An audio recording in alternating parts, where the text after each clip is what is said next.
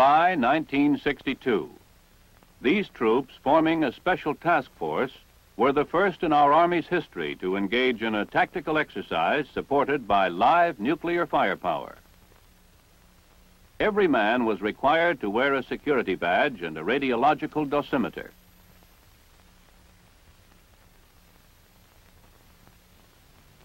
Early in July, the task force arrived at Nellis Air Force Base, the railhead nearest to the Atomic Energy Commission's Nevada test site, where the exercise would be carried out.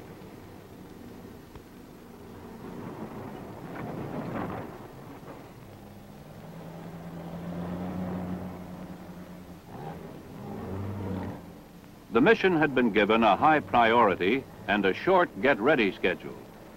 In 6 weeks from the time the selected commanders and troops were alerted, they were organized into a mechanized force, given intensive training, and moved from their home station, Fort Lewis, Washington. The troops were transported by commercial and military buses from Nellis Air Force Base to the test site, a distance of 100 miles.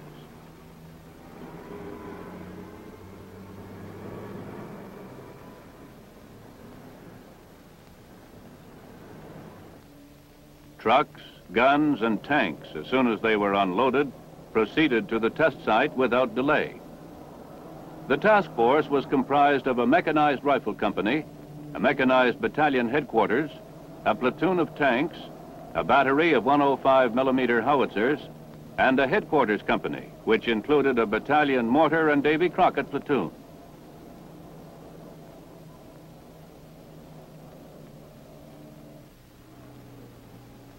Arriving at the AEC test site, the troops were billeted in a trailer camp, located approximately 25 miles from the selected exercise area.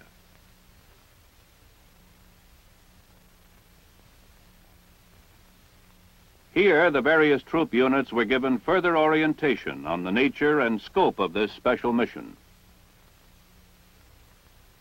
Complete preparations had been made for their arrival and occupancy of quarters, thus obviating the necessity for transporting much impedimenta normally required for a field exercise.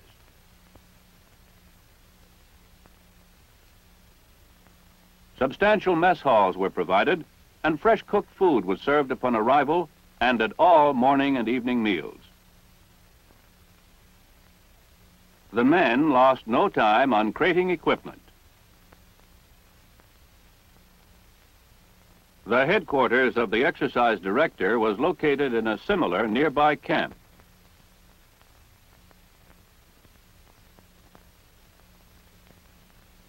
The headquarters consisted of a normal staff augmented to handle the special requirements of this mission. Preparations for the exercise began on schedule. Men and equipment moved out and reconnoitered the terrain over which they would operate. Several dry runs were carried out at critical points to familiarize the men with the time schedule of the overall operation. Preventive maintenance activities were begun immediately to assure the effectiveness of all equipment required for the exercise.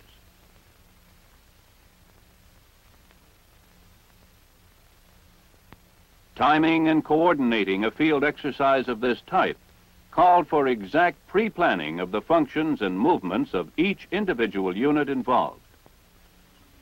This field exercise was not a wargaming maneuver, but rather a pre-designed demonstration of the tactical employment of low-yield nuclear weapons in conjunction with conventional weapons. Close support weapons were set up in advance in preparation for registering and firing upon pre-selected target areas in the first phase of the operation. The artillery battery was likewise set up in its supporting position, and registration rounds were fired onto the targets designated in each phase of the overall operation. Each element of the task force was briefed in its particular responsibilities, including the precise safety measures to be taken at each stage of the overall operation.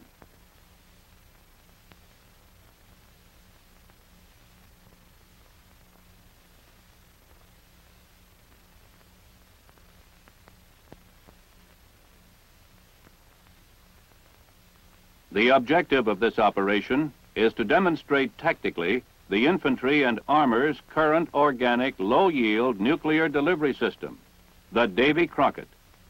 The tactical situation has been pre-designed to illustrate the employment of Davy Crockett in support of an attack. The plan of the exercise calls for the Davy Crockett to be fired in the zone of action of the 1st Mechanized Battalion, 12th Infantry. Our forces are disposed as indicated here. Company A with an attached platoon of tanks. Company B simulated. Company C, also simulated, is in reserve. Other elements actually participating are the mortars, the recoilless rifles,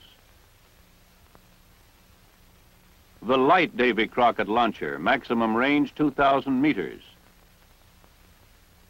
the 2 heavy Davy Crockett launchers, maximum range 4,000 meters, the supporting artillery battery, and the battalion headquarters. The enemy in this sector of the combat zone has been driven back to these positions. He also holds strong reserves here. The battalion has been ordered to secure objectives 1 and 2. Company A will attack to seize objective 1. Company B will attack to seize objective 2. To assist in breaching the enemy's defenses, 1 Davy Crockett nuclear round will be detonated here, 26 minutes prior to the attack. The significance of this operation was recognized throughout our military establishment. Key representatives from all the services and other interested agencies were invited to observe this historic event, a critical first for the Army. The President was represented by close personal advisors. Prior to the exercise, the observers were oriented on the salient characteristics of the Davy Crockett system and on the overall scheme of maneuver they would witness. The countdown for the firing of the nuclear round was under control of the Defense Atomic Support Agency. Safety measures for the exercise were supervised by the Chief Safety Officer. At H-5 minutes, all troops were ordered to take cover in previously prepared trenches.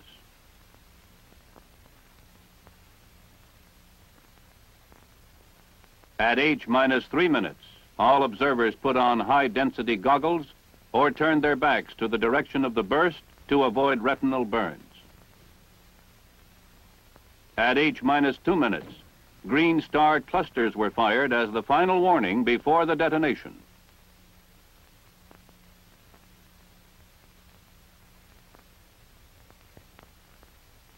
The round was launched at H-17 seconds to accomplish H-hour impact on the desired ground zero at a range of 2,852 meters.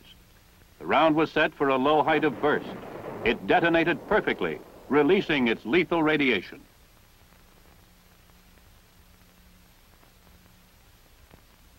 Like any other nuclear weapon, the Davy Crockett gives off 3 basic effects: heat, blast, and nuclear radiation.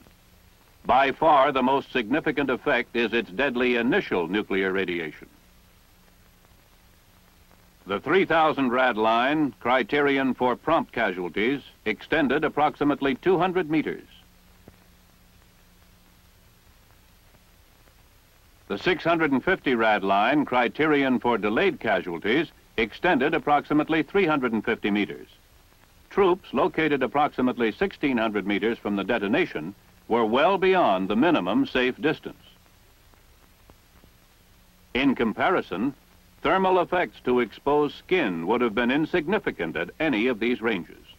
Second-degree burns would have extended to only a distance of about 100 meters. The crater produced by the blast was militarily insignificant.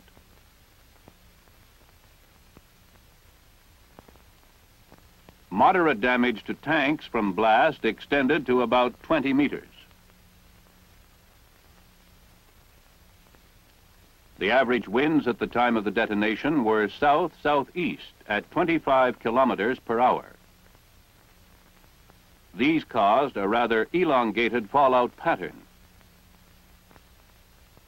At 1 hour after the burst, the 1 rad per hour contour extended over 1,700 meters downwind.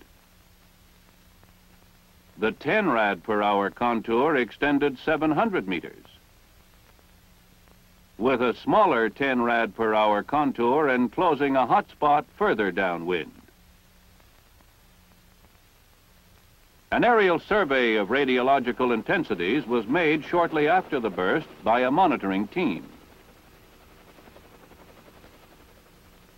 The data obtained by this team, combined with ground survey data, established the pattern of radiation intensities in the area of the operation. The battalion commander performed his tactical damage assessment by helicopter. His personal observations, combined with the radiological data collected, provided the information necessary to complete his estimate of the situation. In the event radiation intensities had prevented him from following his primary plan, he would have had to implement a contingency plan. His information, however, assured him that his primary plan could be followed. This plan called for 2 platoons of Company A to attack Objective 1 along this axis, while the 3rd platoon secured the battalion's right flank by seizing the shoulder of the penetration. In his damage assessment flight, the battalion commander had observed a previously unreported enemy force in an assembly area here. He estimated it to be a reinforced mechanized company. This force would menace his right flank during the movement to seize Objective 1.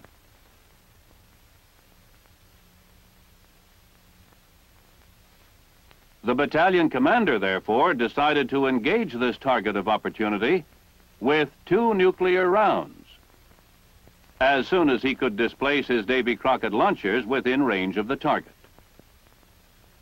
Meanwhile, he would contain this enemy force with artillery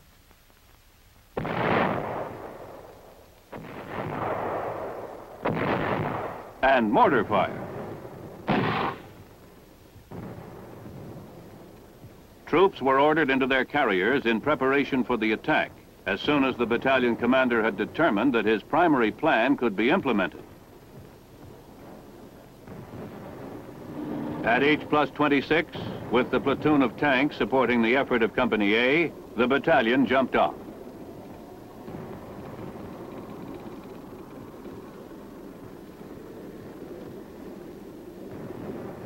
Artillery and mortar fires supported the advance.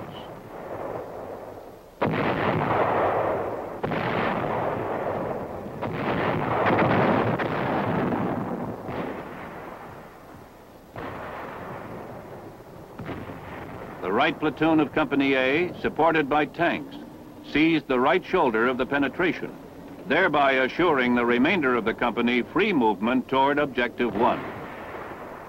Artillery and mortar fire on the target of opportunity prevented this enemy element from interfering with the advance to Objective 1. When the right platoon secured the right shoulder, the tanks with this unit were in position to supplement the artillery and mortar fire on the target of opportunity. When the Company Minus reached its dismount point, all elements of the battalion were able to begin the final phase of the attack. Supporting fires lifted and shifted on call from the company commanders.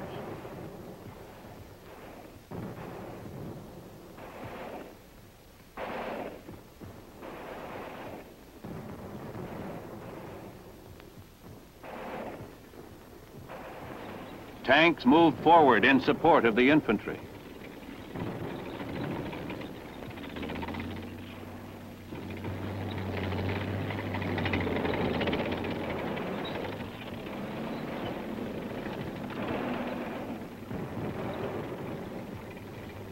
By this time, the light Davy Crockett, which had been displacing in the rear of the advance, was in position to begin adjustment of fire on the target of opportunity. the heavy system was required to alter its route of displacement because of radiation intensities, and was therefore somewhat delayed going into position. Nevertheless, within 11 minutes of the time Objective 1 was taken, the heavy system was in position and firing its final adjusting round. 2 simulated nuclear fires were placed on the target of opportunity as planned. With this action, the exercise was considered to be successfully terminated.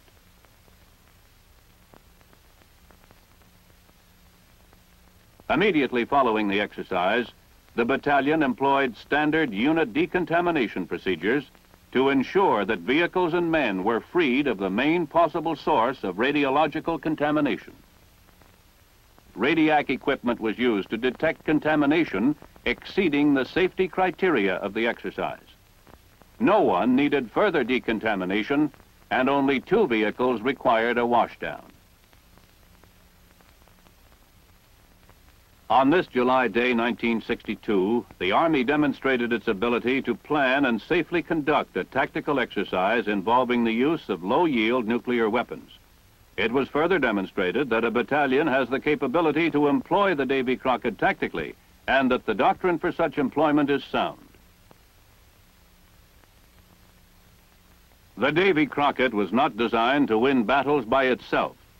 Only when it is integrated with other combat power available to the commander, as was demonstrated today, does this weapon fill the need for which it was designed, to give the infantry and armor unit commanders simple yet effectively responsive nuclear firepower.